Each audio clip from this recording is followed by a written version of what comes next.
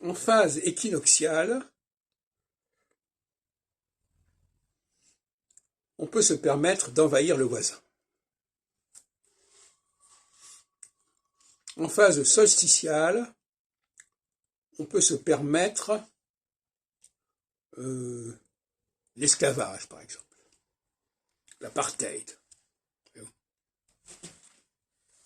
Et inversement, en phase solsticiale, on ne supportera pas une structure sociale trop clivante, et en phase équinoxiale, on ne supportera pas des frontières trop radicales, trop définitives. Donc, c'est intéressant parce qu'on voit bien qu'il y a une sorte d'alternative et d'alternance. Tantôt, on va travailler sur les frontières entre États, quitte à construire des choses complètement ridicules, qui seront dénoncées dans la phase suivante. Et tantôt, on va travailler sur une structure sociale, dans des conditions qui seront également assez discutables, quelque part, et qui seront discutées lors de la phase suivante. Donc, c'est la tapisserie de Pénélope. Pendant une période, on brode quelque chose, et pendant la période suivante, on défait ce qu'on a brodé. Alors, je voudrais donner quelques exemples. Pour comprendre la phase équinoxiale, il faut comprendre le moment où il y a des annexions. Annexions comme les Sudètes dont j'ai parlé récemment.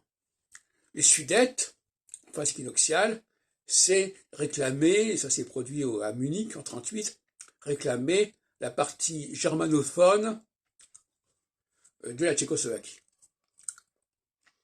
Donc là, les frontières tchécoslovaques, on dit ça ne tient pas debout.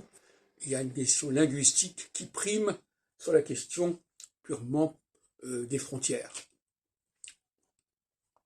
Je vais donner des exemples de ce genre dans le passé et peut-être dans l'avenir aussi.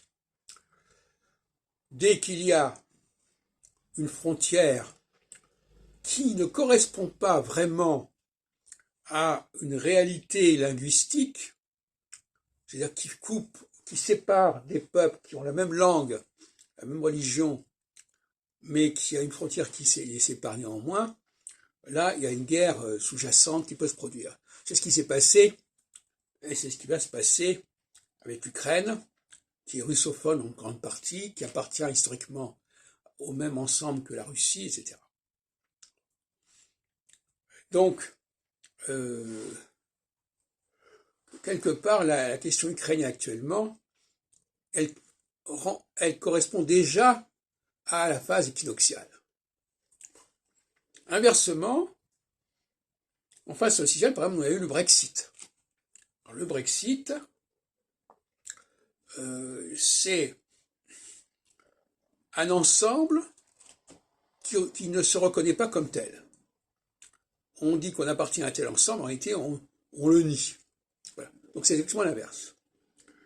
Alors je voudrais revenir sur un point que je n'ai pas encore assez développé, ni maîtrisé d'ailleurs, c'est que si on comprend qu'en phase équinoxiale, on ne respecte pas les frontières politiques, qui sont des frontières factices quelque part, en revanche, en phase solsticiale, on ne respecte pas les frontières sociales. Ça veut dire quoi?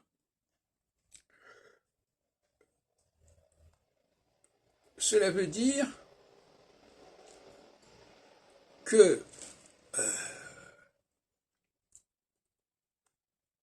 on n'est pas en train d'annexer un pays ou d'occuper un pays voisin, comme en phase équinoxiale, mais on est en train de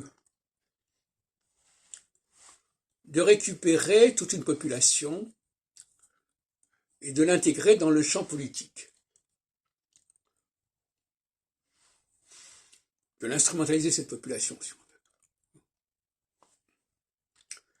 Et on a vu que ça pouvait se produire et que certaines élections ont été gagnées parce que justement on a voulu intégrer des populations différentes au sein de l'ensemble national, par exemple.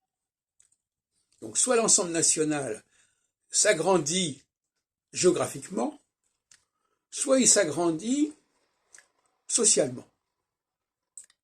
C'est-à-dire, considère que par exemple, telle population qui ne votait pas, elle va voter. Qui va permettre à des partis d'avoir beaucoup plus de votes. Ça peut être aussi une instrumentalisation de l'immigration.